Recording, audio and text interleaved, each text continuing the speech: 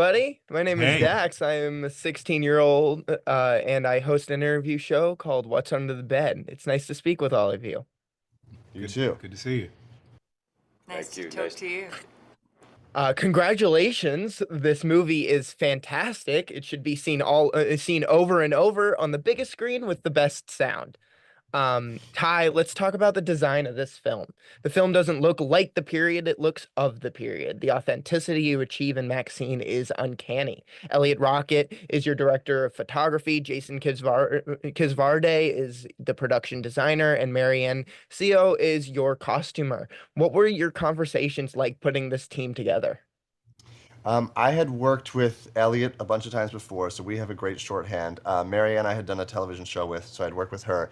And Jason, I was sort of a fan of his work. And, everyone's tastes were very aligned.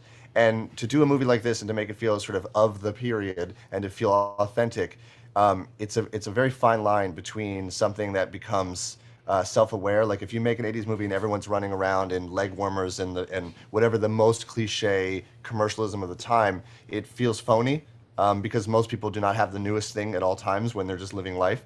And so it was trying to find the color palette between Elliot and Marianne and Jason to really be in this, I don't know, primary color world and just to reestablish what it felt like to actually live then rather than to kind of mimic it in a way. And they're so talented, and so they did a great job. And hopefully for Marianne, I mean, the other two movies have been Halloween costumes, and I'm expecting hopefully to see a lot of girls in green jackets this Halloween as well.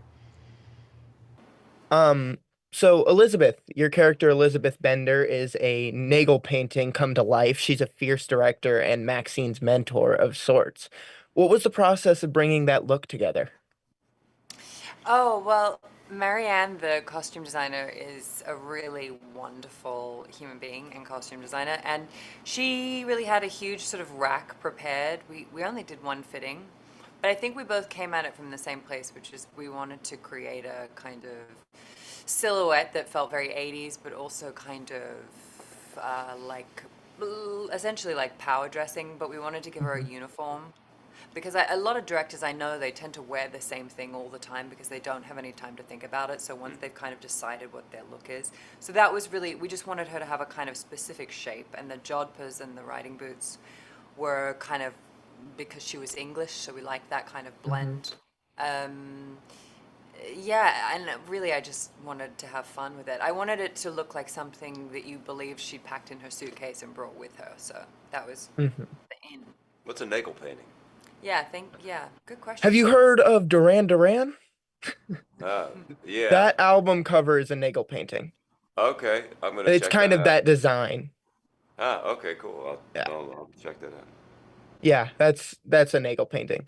The horror genre is experiencing a renaissance right now, and A24 has cemented itself as the leading studio for horror movies. Big shout out to them.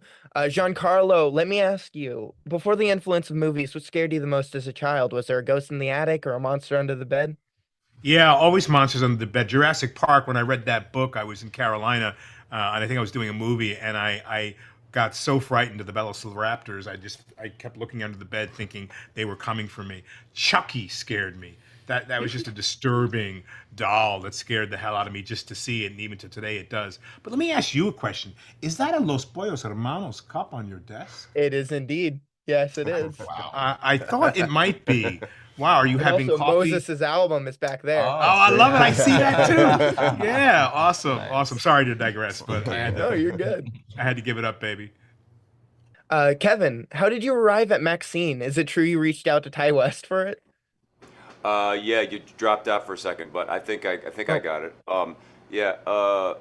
I saw I saw X and Pearl because I kind of watch and enjoy um, genre stuff, and especially when it's made by filmmakers that I've kind of had an eye on, and I was watching his stuff since House of the Devil, and so I just reached out to him just just to meet him, just like a general meeting, not knowing that it was part of a trilogy and not knowing that he had this script, Maxine. And then he just said, after we talked for a while, he said, "Yeah, I am doing this other movie, so maybe I'll send it to you."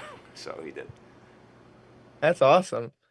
Moses, you play Maxine's best friend Leon. I understand this is your first feature role. You are a musician and a consummate artist. You direct videos, you're a photographer, you write and act. I've read you seek out nature for inspiration when it's time to write lyrics. I'm curious if the process of immersing yourself in a character like Leon inspired ideas for your other projects in any way. Wow. I mean, I think acting in general has really inspired the way that I think about writing, like my next album. There's a way in which you have to connect with your emotions in playing out a character and connect kind of instantly that I have found really helpful to like remove maybe certain emotional blocks I had going into writing. And also, I think developing this character helped me to think about like writing characters in music more. I'm always kind of like excavating like my own thoughts and feelings, but I think that yeah, having to build out a character definitely made me want to build out characters more in my music. And I appreciate how passionate Leon is about cinema, uh, non-adult cinema, and that definitely also like made me want to get better at that. Elizabeth, you've worked with some incredible directors, Baz Luhrmann, Guy Ritchie, Steve McQueen, Christopher Nolan, and now Ty West. What is a Ty West set like, and what's the common denominator that makes these directors so successful? Uh, Ty's set is very calm. It's very fun and playful. I think the playfulness comes from the calm. One of the things I loved about Ty when I first met him was that he is very kind, open, and very sure about what he wants, which is a great combination in a director. And I would say that's pretty much the common denominator between the great directors I've worked with. They also love their actors. That's really important. They really love their actors and they want them to feel comfortable, safe, do good work. They respect that. Um, I'd say that's probably, they want to build an environment where you just feel safe and happy to come to work, and there's no sense of pressure or ego or sort of fear. If anything, I would bring that to the director first because I find them, I would find them intimidating because I loved them for so long, and they sort of dispel that myth very quickly. So, yeah. Giancarlo, you play a shady agent lawyer named Teddy Knight who works in the fringes of the movie business. Your body of work is incredible, but there's only a handful of horror movies. You're an extra in The Changeling, a video game player in Maximum Overdrive. Then we skip ahead to this year's Abigail. Are you a fan of horror movies? And what drew you to the part of Teddy Knight? What drew me to this character was that he was so supportive of Maxine, that he was someone who was hiding a past, and I could delicately thread that in.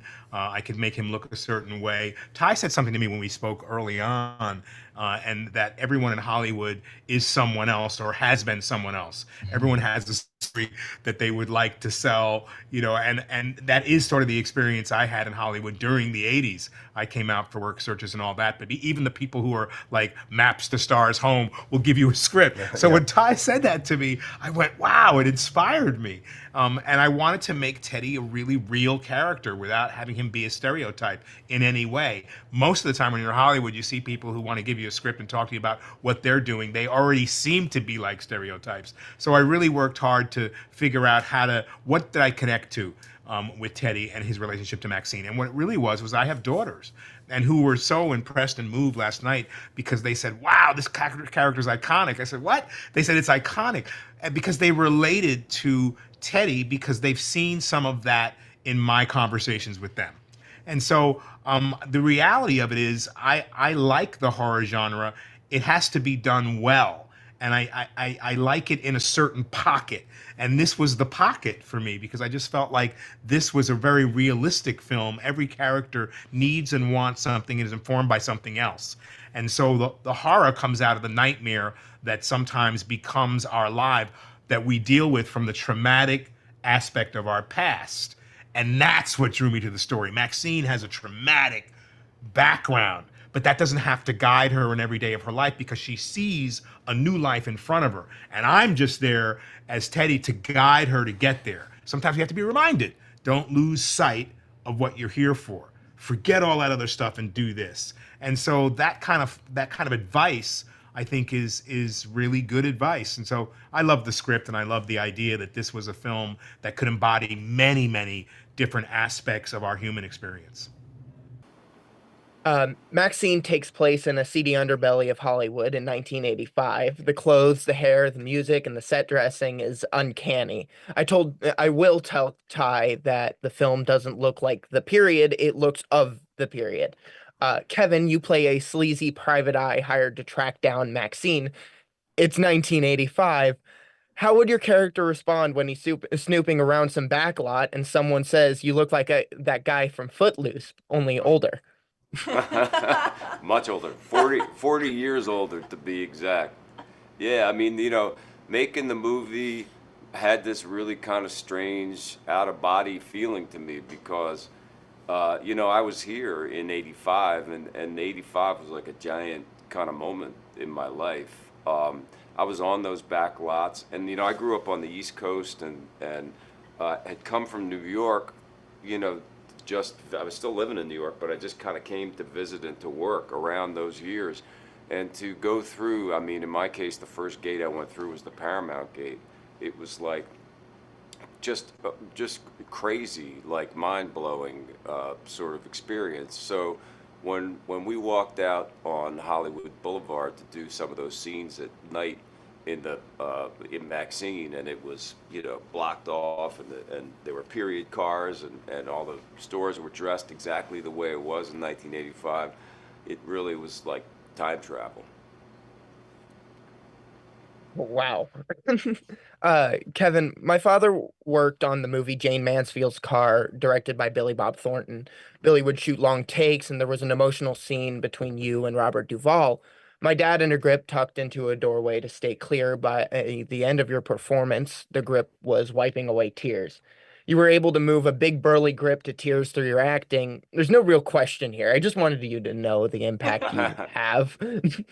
Thank you. I appreciate that. That's very sweet. It's a good story, and thanks for telling me that. I try to include something in the set dressing for everyone. Elizabeth, I have this Funko Pop of your character from Guardians of the Galaxy. And Kevin, I couldn't find a graboid, but I have this. It's Oh, a that's my Time old man. magazine. Yeah, it's Time magazine from November 1964. My question was if you know who was on the cover, but obviously you know it's Yeah, that's uh crazy. yeah. I love this movie so much. It was a pleasure speaking with both of you today. Thank you. Nice Thank to you. talk to you, man.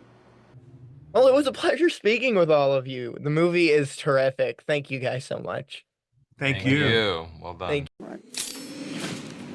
Maxine, I'm the private detective hired to find you.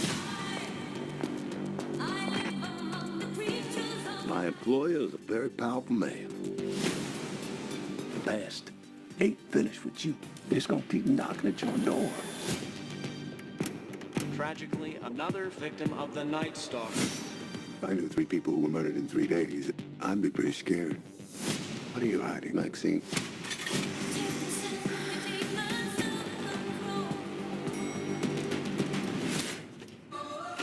If I tell you something, we've got confidentiality. What'd you do? This is the defining role of your career. Whatever's going on in your life that's interfering with this picture, squash it. I intend to.